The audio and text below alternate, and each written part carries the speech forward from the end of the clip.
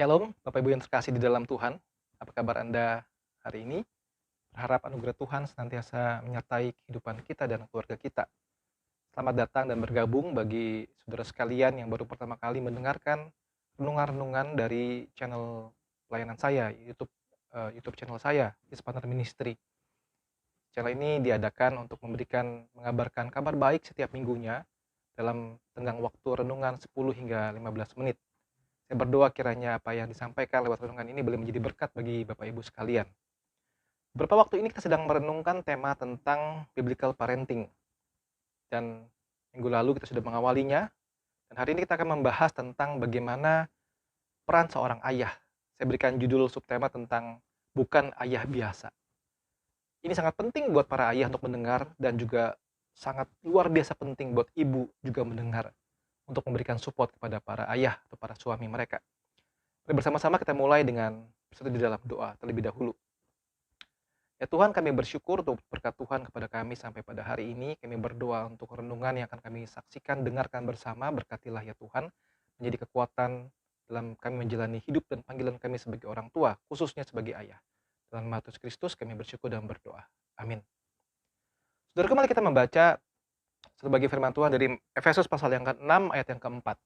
Saya akan bacakan. Dan kamu bapak-bapak, janganlah bangkitkan amarah di dalam hati anak-anakmu, tapi didiklah mereka di dalam ajaran dan nasihat Tuhan.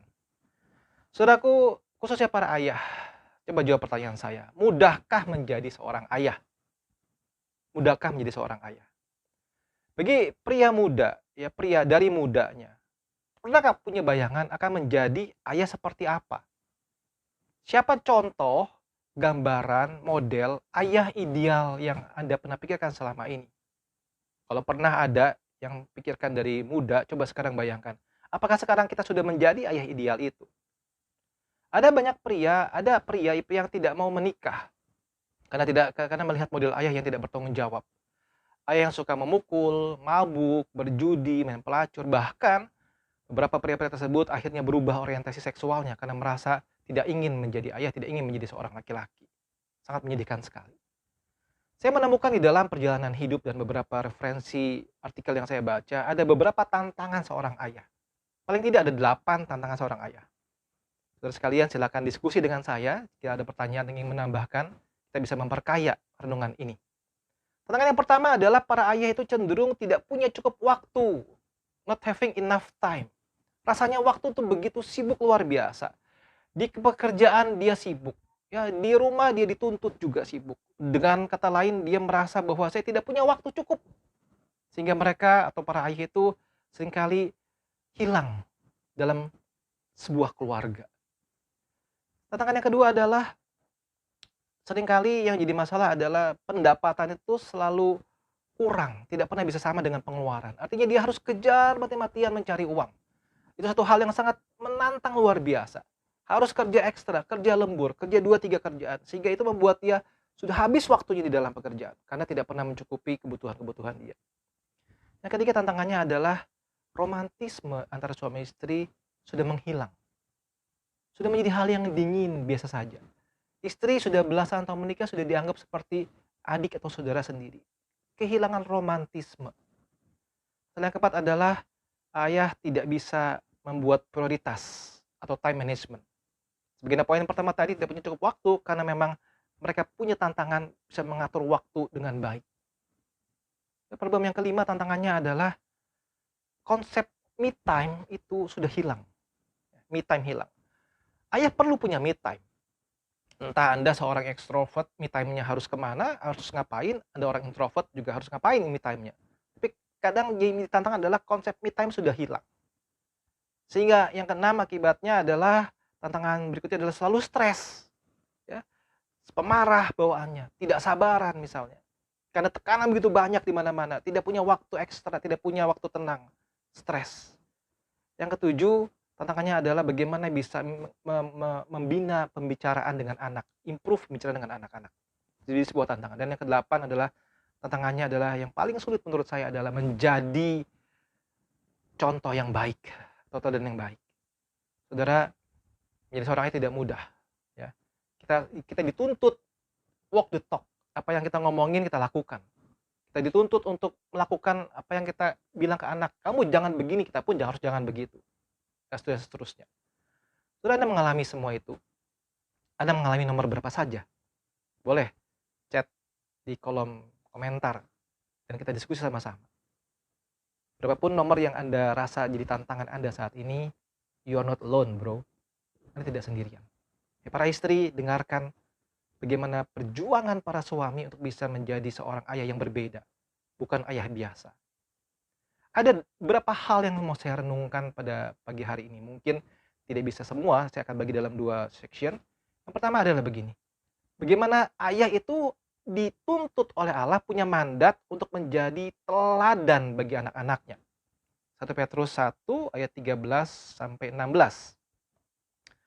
Sebab itu siapkanlah akal budimu, waspadalah dan letakkanlah pengharapanmu seluruhnya atas kasih karunia yang dianugerahkan kepadamu pada waktu penyataan Yesus Kristus. Hiduplah sebagai anak-anak yang taat dan jangan turuti hawa nafsu yang menguasai kamu pada waktu kebodohanmu.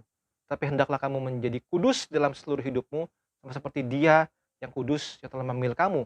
Pada tertulis, kuduslah kamu sebab aku kudus. Saudaraku, ini bagian yang sangat penting, luar biasa. Firman Tuhan menuntut kita, para ayah, bahkan ibu, setiap kita yang mendengar, harus hidup kudus. Allah memanggil kita. Allah adalah Allah yang kudus, sehingga kita harus hidup kudus. Dengan standar hidup kudus yang kita lakukan, yang kita terapkan, kita harus jadi teladan bagi anak-anak kita. Orang omong kosong jikalau ayah bilang ke anaknya, jangan nonton film porno, tetapi ayah pun nonton film porno. Useless. Ayah melarang banyak hal, tetapi si ayah melakukan banyak hal yang dilarang itu kepada anaknya. Tidak ada guna. Tuhan menuntut.